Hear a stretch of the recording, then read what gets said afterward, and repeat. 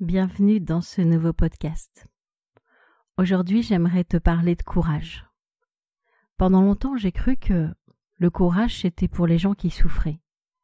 C'était courageux de vivre des situations compliquées, douloureuses, et surtout de rester dans ces situations. Aujourd'hui, je me suis rendu compte que sortir de ces situations aussi demandait du courage. Parce que c'est courageux de continuer à espérer quand toutes les raisons du monde sont là pour nous faire perdre espoir.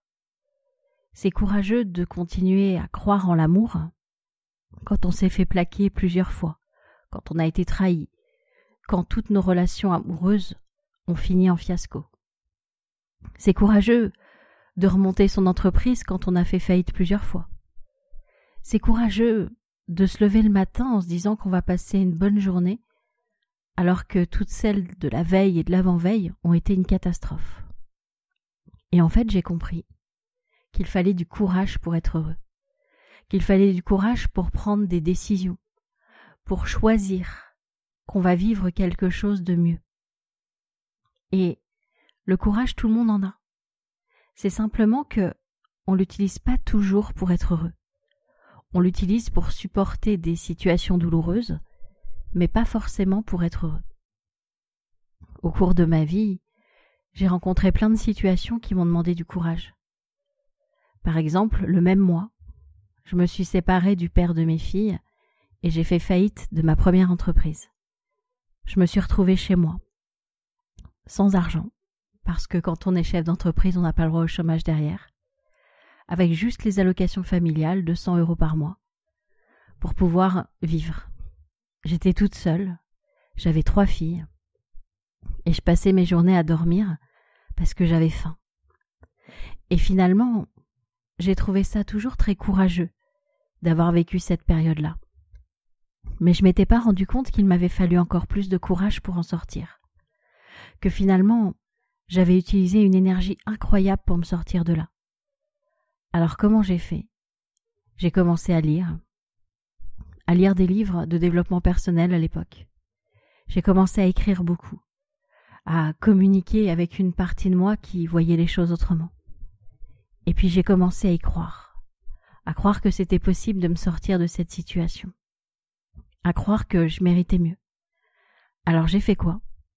J'ai pris mon courage à deux mains et j'ai postulé pour un poste que je ne pensais pas pouvoir avoir, parce qu'il fallait avoir déjà de l'expérience à un haut niveau. J'ai été prise directement. Avant même d'avoir la réponse, j'ai mis ma maison en vente, une petite maison que j'avais retapée moi-même. Elle s'est vendue le lendemain. J'ai eu plusieurs offres le lendemain. Avant même d'avoir la réponse, j'avais eu le courage de risquer de me retrouver sans rien.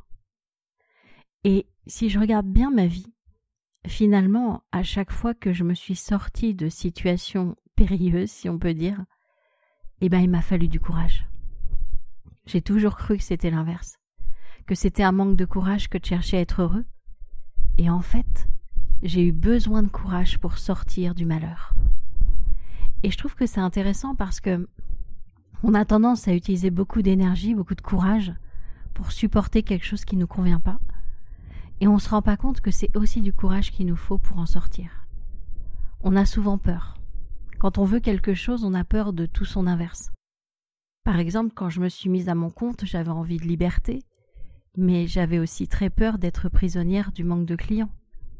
J'avais envie d'argent, mais j'avais très peur de faire banqueroute. Et finalement, quand on veut quelque chose, on a forcément la peur d'avoir exactement l'inverse qui va avec. Et ça fait partie des risques. Ça fait partie du courage qu'il faut prendre pour pouvoir y arriver.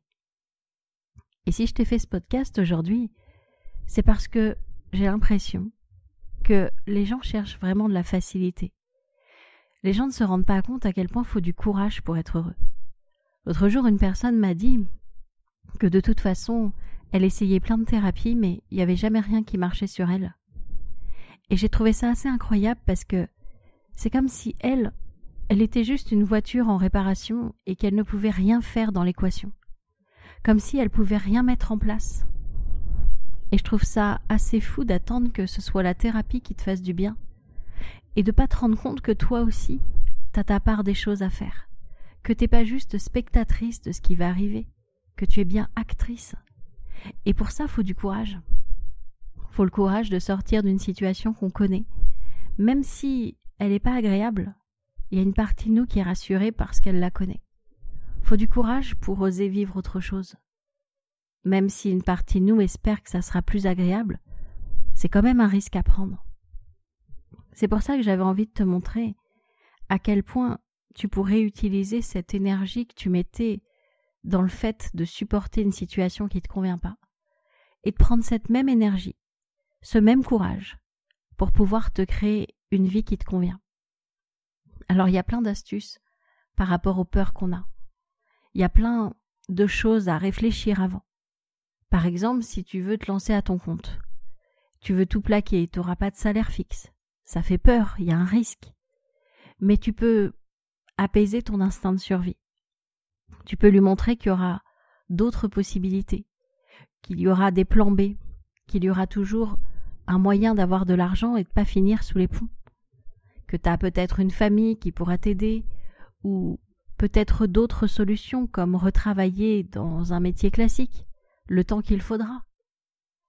Et plus tu vas t'autoriser à penser à ce risque et à trouver des astuces pour qu'il ne se produise pas, et plus tu oseras être heureux. Et tu vas aller chercher au fond de toi, si tu en as envie, tout ce courage que tu avais déjà. Tu l'avais simplement, tu l'utilisais pour autre chose. Tu l'utilisais pour te plaindre, tu l'utilisais pour vivre une situation qui n'était pas bonne pour toi. Il faut du courage pour rester dans une situation catastrophique. Tu sais, c'est un petit peu comme les gens qui sont en surpoids. Il faut du courage pour vivre dans un corps qu'on n'aime pas. Il faut aussi du courage pour décider d'en sortir et de faire ce qu'il faut pour mincir. Eh bien, c'est pareil. Il faut du courage dans les deux cas. Et je ne sais pas où est-ce que toi, tu as envie de mettre ton courage, mais en tout cas, c'est important que tu saches que c'est la même énergie. C'est juste que tu la diriges pas vers le même endroit. Il ne te faut pas plus de courage. Il faut simplement que tu diriges ce courage vers ailleurs. Alors peut-être que ce podcast pourrait te permettre d'envisager les choses autrement. Où est-ce que tu vas placer ton énergie maintenant? Comment tu vas faire? En tout cas, moi, ça m'a aidé de voir que c'était une question de courage et pas de facilité. Parce qu'il y a beaucoup de personnes qui ne veulent faire aucun effort, qui pensent que le bonheur, ça doit être quelque chose de très fluide, qui ne demande pas de courage, qui ne demande pas d'énergie. Mais si, ça en demande. Quand on prend une décision pour son bonheur, que ce soit de se séparer, que ce soit de changer de métier, que ce soit de déménager, toutes ces décisions, elles coûtent. Elles coûtent parce que elles demandent d'une certaine manière de renoncer à ce qu'on connaît, de renoncer à une situation pour quelque chose d'incertain. C'est oser prendre un risque. C'est un peu comme être un entrepreneur finalement. C'est prendre des décisions sans avoir de visuel sur l'avenir. On ne sait pas si c'est le bon choix, mais on le prend quand même, parce que c'est une possibilité d'être heureux. Alors je te souhaite de prendre les meilleures décisions pour toi, d'avoir le courage de les prendre. Et je ne sais pas si tu sais, mais les gens qu'on appelle soumis, une femme soumise, etc., ce sont des personnes qui ont choisi de ne pas choisir, de ne pas avoir de responsabilité, de laisser l'autre prendre les décisions à leur place.